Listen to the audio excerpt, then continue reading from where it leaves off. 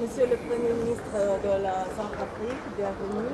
Merci beaucoup. Votre Excellence Félix Moloa. Merci beaucoup. Alors, votre visite à Saint-Pétersbourg, à ce forum qui intervient au temps où la Russie est frappée par des sanctions économiques de la part des États occidentaux, qu'attendez-vous de ce forum alors?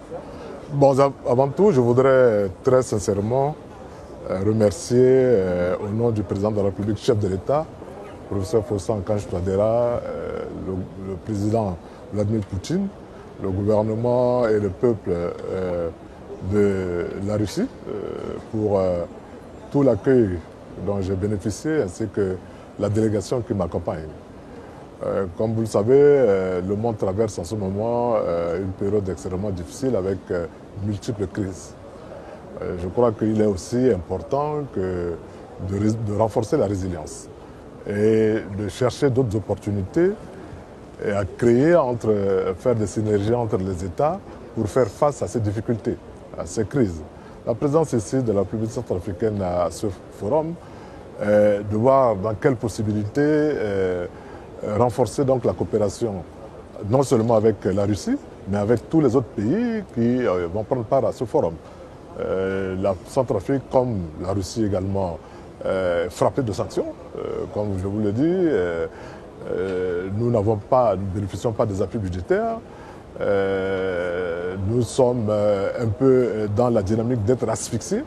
Alors donc il faudrait profiter de cela pour échanger et voir créer d'autres opportunités pour véritablement créer une synergie pour le futur. Voilà l'intérêt que la Centrafrique accorde à ce forum et je voudrais aussi féliciter tous ceux qui ont organisé ce forum et que la qualité est vraiment observable et je m'en félicite. Et Excellence, est-ce qu'il y a des projets précis prévus entre la Russie et la Centrafrique dont vous allez discuter lors de votre séjour? Tout d'abord, il faut se le dire, remercier la Russie grâce à la coopération que nous avons avec la Russie dans le domaine sécuritaire. Sinon, notre pays devrait en ce moment être dans l'insécurité totale. La Russie a promptement répondu donc à l'appel du président de la République, chef de l'État. Aujourd'hui, nous avons la situation sécuritaire qui s'améliore. Donc, il est important pour nous, et c'est ce que souhaite le chef de l'État, aller vers le développement. Régler, renforcer les questions sécuritaires, mais s'orienter vers le développement parce que la population attend que ses conditions de vie soient améliorées. Alors donc nous allons certainement échanger avec les autorités de la Fédération de la Russie sur des questions de développement dans plusieurs domaines, le transfert de technologies, le domaine de transport. Qu'est-ce qui vous intéresse précisément? Aujourd'hui, il faut régler le problème de l'énergie, qui, comme vous le savez, devient en ce moment crucial au centre de tous les problèmes que nous connaissons. Il faut également aller vers l'industrialisation, donc les questions également comme de l'énergie. Il faut aller vers le développement des secteurs productifs, notamment l'élevage, l'agriculture, pour nous, qui constitue donc le levier de la croissance pour créer des emplois. Donc nous avons besoin de faire appel aux investisseurs russes et d'autres qui sont là et qui sont intéressés à notre pays pour que nous puissions donc développer une coopération gagnant-gagnant. D'accord.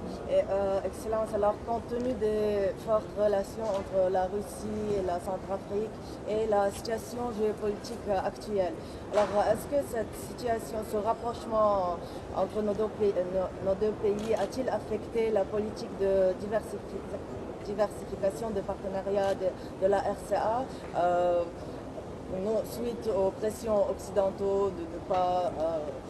Non, il faut se le dire. Déjà la politique du gouvernement, la vision du chef de l'État, c'est l'ouverture à tous nos partenaires. C'est dans ce sens que le chef de l'État, professeur Faustin Archange Touadéra, a lancé un appel à tous les partenaires, à tous les pays. Peut-être les partenaires ne sont plus prêts à... J'en viens.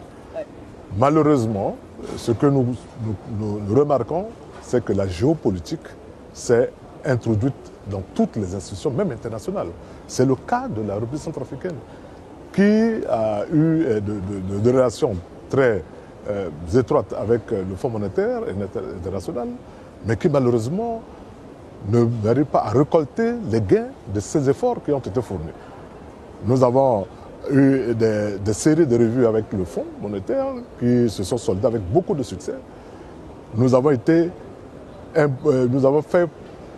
confrontés à une guerre qui nous a été imposée par les groupes armés, qui a occasionné donc un dérapage budgétaire. Le Fonds monétaire nous a proposé un programme de référence que nous avons suivi aussi et nous sommes en train de suivre avec succès. Mais malheureusement, au bout de ce programme, il y a la géopolitique qui s'introduit, il y a les questions de Russes qui se posent et toute la pression est sur nous, allant dans le sens de nous asphyxier financièrement et encore de nous distraire avec les groupes armés au niveau des frontières. Et c'est pour ça que nos discussions avec les autorités de la Fédération de la Russie doivent s'orienter vers la maîtrise de la question sécuritaire pour nous laisser la voie, avec les ressources que nous mobilisons, aller vers le développement, améliorer les conditions d'existence de nos populations. Voilà cette pression, effectivement, nous subissons à tous les niveaux.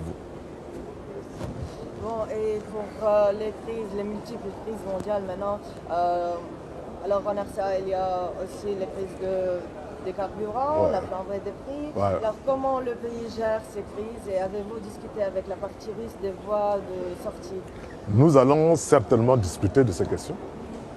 Nous allons nous entretenir avec les autorités russes pour voir dans quelles possibilités renforcer cette coopération pour aller vers la résilience. Effectivement, le monde entier est confronté à ces différentes multiples crises. Nous avons la crise sanitaire qui est encore là, le changement climatique. Nous avons déjà au niveau de la sous-région les conflits armés et nous avons la guerre entre la Russie et l'Ukraine, dont l'impact aujourd'hui est visible. Et l'impact, les conséquences sont ressenties au niveau du panier de la ménagère. Toute notre discussion aujourd'hui, c'est comment aller vers une coopération gagnant-gagnant pour mettre à profit donc, nos richesses, mettre à profit nos potentialités au bénéfice de la population. Et nous savons que la Fédération de la Russie a l'expérience, a l'expertise, a les capacités qu'il faut. Nous allons solliciter le renforcement de capacité de la partie nationale devant nous permettre donc d'exploiter ces richesses et surtout aller vers le dividende de la paix. La Russie nous a aidé donc à améliorer les conditions sécuritaires, mais il n'y a pas que les conditions sécuritaires, il faut le dividende démographique. Qu'est-ce qu'on doit donner aux jeunes?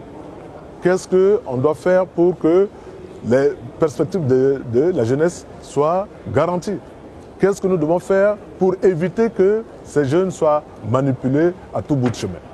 Voilà les vraies questions, les vrais débats que nous devons entretenir donc avec la partie de la Fédération de la Russie. Et nous sommes convaincus qu'aujourd'hui, étant sous pression, notre voie de sortie, c'est ce forum où prend part non seulement la Fédération de la Russie, mais d'autres pays qui sont dans la même situation et qui sont dans la recherche de voies et moyens pour apporter des solutions à leur population. Votre Excellence, pour les relations avec la France, alors ces relations avec Paris sont toujours tendues et décriées par des Centrafricains, y compris des députés. On sait que la ministre des Affaires étrangères avait entamé une discussion avec l'ambassadeur de France à Bangui. Alors, pourquoi cette tension et quelles sont les démarches nécessaires pour régulariser cette relation, à votre avis? La République centrafricaine n'est pas en confrontation avec la France. La République centrafricaine ne cherche pas de problème avec la France ni avec les Français. La République centrafricaine fait partie des pays pauvres, des pays vulnérables, qui cherchent le développement avec tous les pays épris de paix et de justice. Et c'est dans cette dynamique que le chef de l'État donne des orientations au gouvernement, que moi, j'ai l'honneur de diriger et que j'applique les orientations du président de la République. Effectivement, il se trouve que certaines autorités françaises ont des comportements qui sont décriés par une partie de la population centrafricaine. Mais nous ne sommes pas dans cette démarche. Et les discussions que moi-même, non seulement la ministre des Affaires étrangères, moi-même avec l'ambassadeur de France, que j'invite tous les jours, souvent, à faire preuve de pragmatisme envers la population. La population demande qu'à vivre en paix. La population demande qu'à se nourrir, qu'à se vêtir, les 5 verbes du Messane. Et c'est ce que nous voulons et c'est ce que le chef de l'État veut. Bon, maintenant, nous sommes ouverts avec la France. Mais si la France adopte un autre comportement, il faut diversifier notre partenariat. Donc, nous, au niveau de la République centrafricaine, nous n'avons pas de problème avec le peuple français. Nous sommes ouverts avec tous les citoyens du monde entier qui veulent travailler avec nous dans le cadre du développement de nos pays pour le bien-être de nos populations. Et pour le Bitcoin, alors la RCA vient d'adopter le Bitcoin comme monnaie nationale pour développer l'économie du pays et surmonter les sanctions financières. Bon, pourquoi le choix s'est tombé sur le Bitcoin qui est une monnaie instable? Ne craignez-vous pas qu'il porte un risque pour l'économie? Vous savez, le Bitcoin, ce n'est pas la RCA qui l'a inventé. Vous le savez, ce n'est pas la République centrafricaine qui a inventé le Bitcoin. Vous savez que le Bitcoin existe. Ceux qui ont inventé le Bitcoin, ce sont ceux qui ont beaucoup d'argent. OK?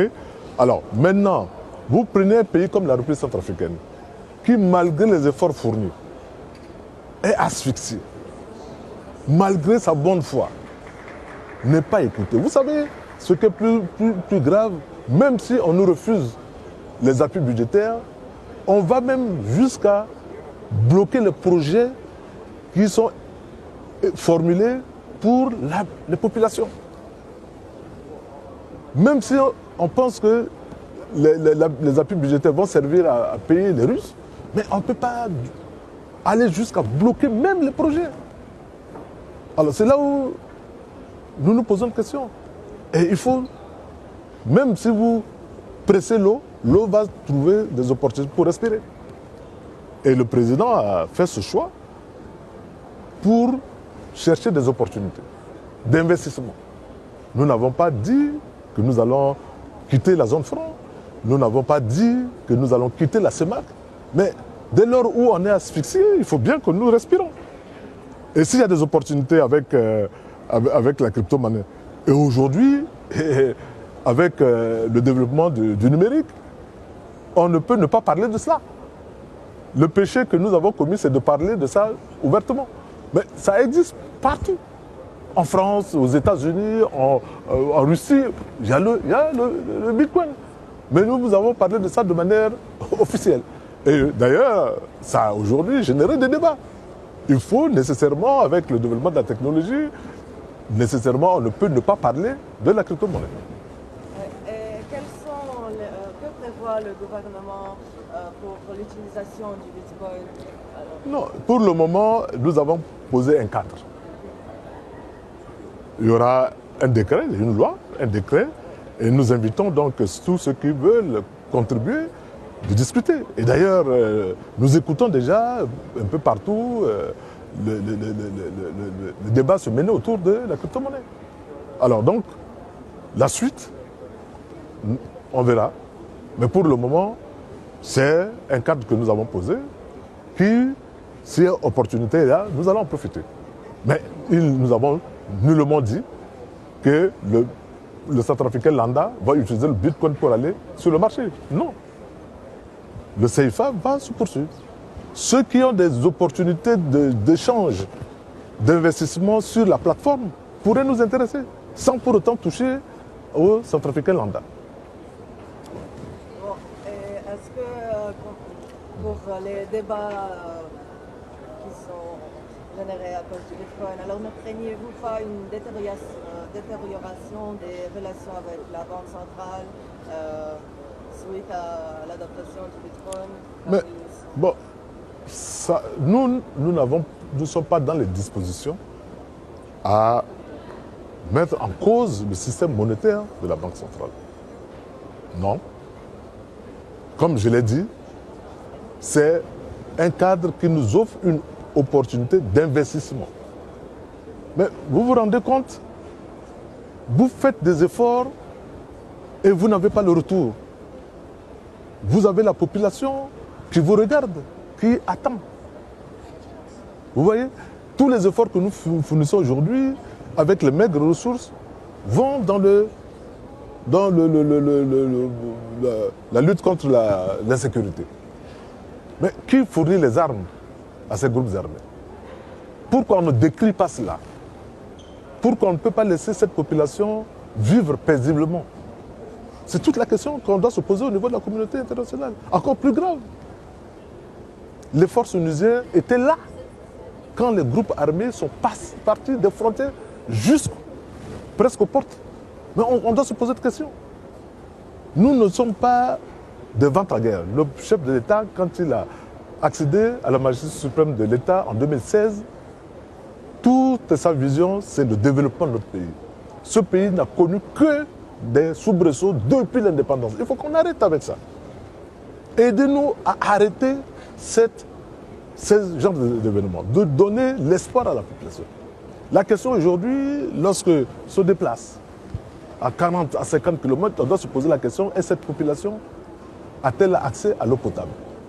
Est-ce qu'elle peut se soigner? Est-ce qu'elle va librement à ses occupations champêtres? Est-ce qu'elle peut écouler ses produits? Comment on peut faire pour transformer, créer de l'emploi, pour que les jeunes qui sont là aillent à l'école, se forment? Et aujourd'hui, la question, c'est la question du capital humain. Nous voulons la paix. Nous ne voulons pas qu'on nous impose la guerre. Vous voyez, c'est des questions sur lesquelles on passe à côté et on fait valoir d'autres considérations. Nous, nos questions, c'est simple. Qu'on nous laisse l'occasion de développer notre pays. On dit que ce pays est potentiellement riche. Mais nous ne bénéficions de rien. Nous ne bénéficions de rien. Qu'est-ce qu'on fait avec le sous-sol, les mines? Vous voyez aujourd'hui, les groupes armés sont dans les zones minières. C'est pas correct. Mais c'est pour ça que nous avons besoin d'une forte coopération avec la Russie. Justement, Votre Excellence, alors malgré tous les efforts des FACA, l'insécurité règne toujours dans le nord et dans des zones centrales. Mais c'est entretenu. Oui. On se pose la question, est-ce qu'il y a ces groupes armés, ils ont des usines des armes? Non mais dites ça avec moi. Est-ce qu'ils ont des usines des armes? Qui leur fournit ces armes? Alors justement, qu'en pensez-vous? Quels sont les principaux problèmes qui entravent la paix dans le pays? Aujourd'hui, nous avons tous les instruments. Nous avons la PPR, nous avons la feuille de Luanda qui doit encadrer donc le dialogue pour aller vers la paix. Aujourd'hui, le DDR fonctionne. Je vous dis que le DDR fonctionne. Les Centrafricains, ceux qui se sentent centrafricains, qui ont pris des armes, à travers le DDR, massivement restituent les armes. Combien de personnes sont... Oh là là, aujourd'hui, on a des milliers qui déposent les armes. Aujourd'hui, c'est comment les encadrer, comment les insérer dans la vie active. Mais on assiste à un autre phénomène. Ces mêmes groupes armés vont recruter maintenant à l'extérieur pour venir sur les zones minières. C'est pour ça que nous voulons renforcer notre coopération militaire avec la Russie.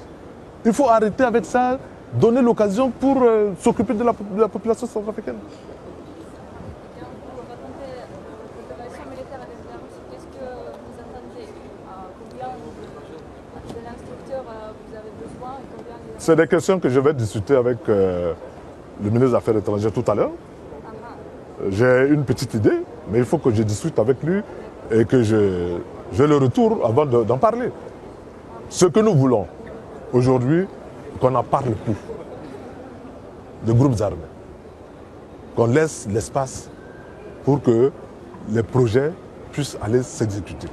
C'est tout ce que nous demandons. Ben, on verra bien, je ne suis pas spécialiste en matière de sécurité, je ne suis pas militaire, mais je dis, ce que nous attendons, c'est qu'on en finisse avec ça. Qu'on n'accepte pas, qu'on aille recruter des étrangers pour venir récupérer nos richesses, au vu aussi de tout le monde. Et vous savez, ce qui est aussi contradictoire, quand ces gens ils commettent des exactions sur la population, on n'en parle pas. On en parle peu, on n'en parle même pas du tout. Et c'est la question que je pose à certains partenaires. Pourquoi on ne dénonce pas ça? Mais quand les FACA en position de défense, alors on dit que les FACA commettent des exactions. Les alliés commettent des exactions. Mais il y a 2 poids 2 mesures. Je vous dis que nous prenons les dispositions pour le respect du droit. Les institutions juridiques fonctionnent. Les sessions criminelles, la cour, les sessions militaires, des sanctions sont prononcées. Moi, j'étais allé aux États-Unis avec un lot de sanctions.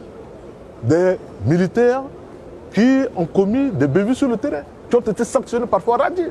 Je suis allé, j'ai remis à la secrétaire d'État aux affaires africaines, américaines, pour dire que nous faisons des efforts, mais qui n'apparaissent nullement dans les rapports. Les rapports sont élaborés pour nous sanctionner. Mais comment voulez-vous qu'un pays aussi pauvre, un pays aussi fragile, tout le temps confronté à des sanctions qu'on ne veut pas laisser évoluer? Posez-vous quand même des questions. Est-ce que vous pensez que ces rapports négatifs qu'on écrit sur les FACA ont un lien avec la relation entre la Russie et la Centrafrique militairement? Car c'est le même cas au Mali maintenant, quand on parle Bon, de... vous l'avez tout dit, vous avez deviné à ma place. Bon, je ne vais pas... C'est ce qui semble être. Parce que certains demandent même que de faire partir la Russie. Mais la Russie nous a aidés. La Russie ne nous a pas créé de problème. Nous en avons eu quand le chef de l'État a lancé l'appel à tout le monde. Mais la Russie, le Rwanda, se sont présentés, ils nous ont aidés. Mais quel est le problème? Quel est le problème quand on protège une population? Quel est le problème? Posons-nous le problème. Devons-nous laisser la population être tout le temps massacrée? Vous avez des forces qui étaient... Ben, heureusement que les choses ne sont plus les mêmes. Aujourd'hui, les responsables de ces forces onusiennes qui sont en ce moment en place sont dans les bonnes dispositions. Et nous espérons, et d'ailleurs nous sommes tout le temps en échange avec elles, pour que, avec la partie nationale, qu'un travail se fait en symbiose pour la protection de la population. C'est ce qui a fait qu'à des moments donnés, pour certains contingents, la population n'est pas d'accord. La population qui décrit cela. Ce n'est pas le gouvernement, c'est la population qui décrit. Pour dire que certains contingents sont complices. Je ne dis pas tous les contingents. Mais certains contingents... Alors, je ne vais pas citer. Mais ce que nous recevons, c'est que la réaction de la population en faveur contre certains contingents. Mais nous faisons foi aux nouvelles autorités de forces onusiennes, aux Joujouas Bangui, qui sont ouvertes, avec qui nous échangeons quotidiennement.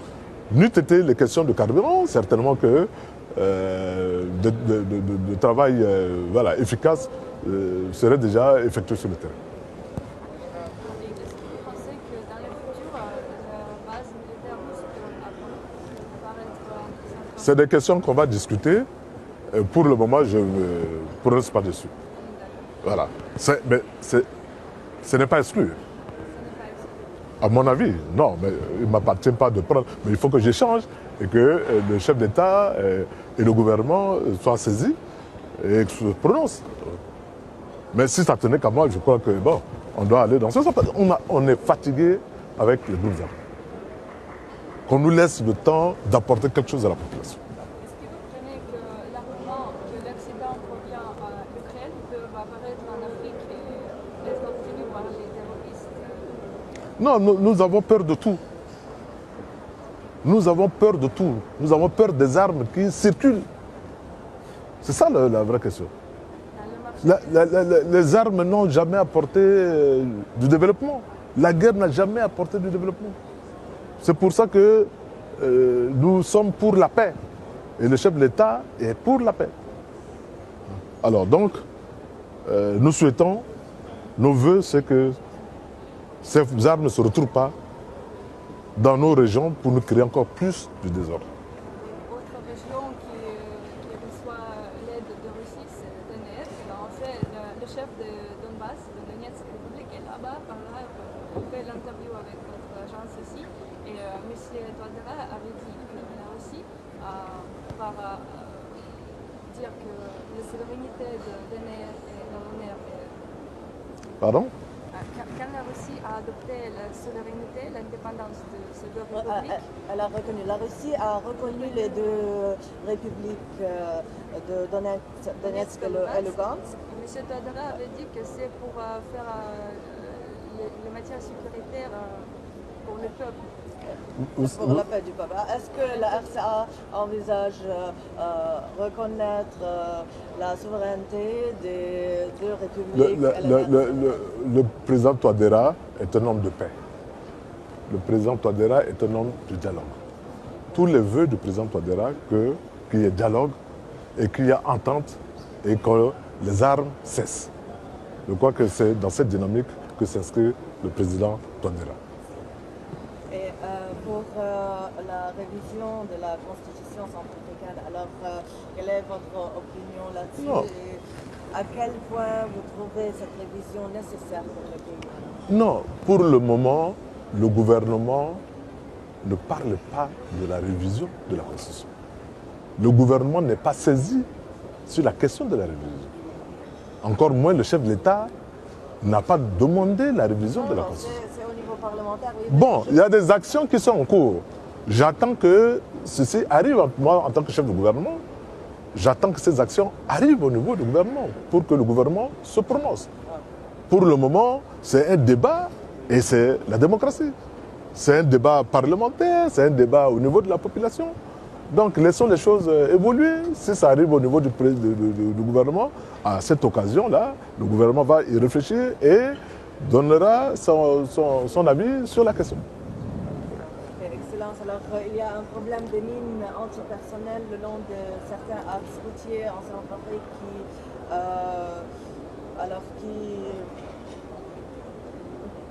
enclave la RCA et la circulation. Alors, vous comprenez les dangers dans lesquels nous... Ce sont ces groupes armés. Je sais, mais comment est-ce que... Qui leur fournit ça? Libérer ces routes et mais les enclaver. Une fois la coopération avec la Russie, c'est le seul moyen pour nous, en ce moment, c'est ce qui se fait, pour déminer ces zones. Qui leur fournit ces mines antipersonnelles? Ça, ce sont des armes qui ne sont pas conventionnelles. Et vous voyez, pour un pays comme la RCA, ce sont des mines qu'on plante à la place des cultures. Vous voyez comment... Imaginez-vous la situation dans laquelle nous nous trouvons. Hein? On demande qu'on ait ce peuple-là, qu'on donne l'occasion à ce peuple de respirer un peu. Et c'est ça que nous cherchons. Nous ne cherchons pas la guerre. Nous cherchons la paix. Le chef de l'État cherche la paix. La paix avec tout le monde. Aidez-nous, la Russie, la Fédération de la Russie, aidez-nous à aller vers la paix. Et pour les routes en général, alors est-ce qu'il y a des grands projets dans l'infrastructure routière? Ouais. Aujourd'hui, le problème de la République centrafricaine, c'est que c'est un pays qui est désenclavé. Désenclavé. Qui est enclavé et qui cherche son désenclavement. Nous avons aujourd'hui un grand projet de désenclavement financé déjà en partie par la Banque africaine de développement, dont les travaux vont être lancés d'ici avant la fin de l'année, si toutes les conditions sont réunies, qui va aller du Congo jusqu'à Bangui. Nous sommes en discussion avec la Banque mondiale pour la suite, la deuxième phase, pour aller vers le Tchad.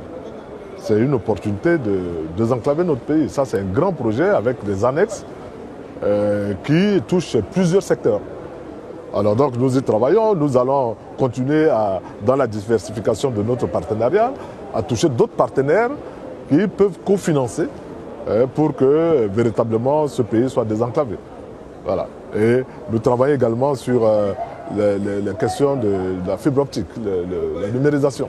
Là aussi, c'est des opportunités, c'est des projets intégrateurs pour nous permettre de nous désenclaver. Nous travaillons également sur les questions de l'énergie, parce qu'il faut aller vers la transformation. L'industrialisation, il faut l'énergie. Alors donc, vous voyez, on a autant des opportunités qui nous obligent aujourd'hui à faire appel à des investisseurs pour venir nous aider. On peut travailler sous forme de PPP pour voilà, véritablement aller vers le développement de notre pays. Et sur le Bitcoin, je voudrais aussi faire la question, est-ce que vous pensez que RCA pourrait échanger avec la Russie Mais, non, mais c'est des opportunités d'investissement. Si sur la plateforme, il y a tous ceux qui sont intéressés, certainement, les discussions, il semble qu'au niveau de la plateforme, il y a des possibilités d'échange. Donc, maintenant, si tous ceux qui sont intéressés, qui sont sur la plateforme, la RCA, probablement, pourrait le faire. Voilà. La RCA n'est pas fermée. Monsieur le Président avait dit que la langue russe serait enseignée dans les universités Mais je ne sais pas pourquoi on pose cette question. Vous savez, j'ai appris le russe au lycée. Vous savez, j'ai appris le russe en France, au lycée. Je fais le russe de seconde en terminale. C'était la seconde langue à l'époque. J'ai été formé en mathématiques par le professeur russe. C'est le cours de l'histoire qui a fait qu'à un moment donné, les Russes soient partis de chez nous. À l'université à l'époque, il y a beaucoup de professeurs russes. Donc, poser la question de parler la langue russe aujourd'hui comme si c'est nouveau, je ne vois pas. Moi, j'ai appris le russe. À l'époque, je parlais un peu le russe. Donc, si c'est une langue d'échange. Mais en tout cas, pour le moment, la décision n'a pas été prise de manière officielle. Mais si il faut parler, on apprend l'anglais. Mais pourquoi on n'apprendrait pas le russe? C'est de mon point de vue. Pensez-vous que ça va revenir et que vous allez parler? Mais si on renforce nos coopérations avec la Russie, pourquoi ne pas? J'ai vu avec la Chine des petites institutions qui sont créées. On forme les enfants qui veulent aller étudier en Chine. On leur apprend le chinois. Mais ceux qui veulent venir étudier en Russie, pourquoi pas créer des petites écoles pour les former également. Mais c'est des langues de communication, tout simplement. Et ça peut nous permettre aussi le transfert de technologies, de compétences. Je ne vois pas en quoi ça peut constituer un blocage. Donc, Votre Excellence, ce sont toutes nos questions. Alors, si vous n'avez rien à ajouter. Mais je ne pourrais que vous remercier de l'opportunité que vous m'offrez de parler de la République centrafricaine. Merci à vous d'avoir accepté à nous accorder cette. En tout cas, c'est à moi de vous remercier.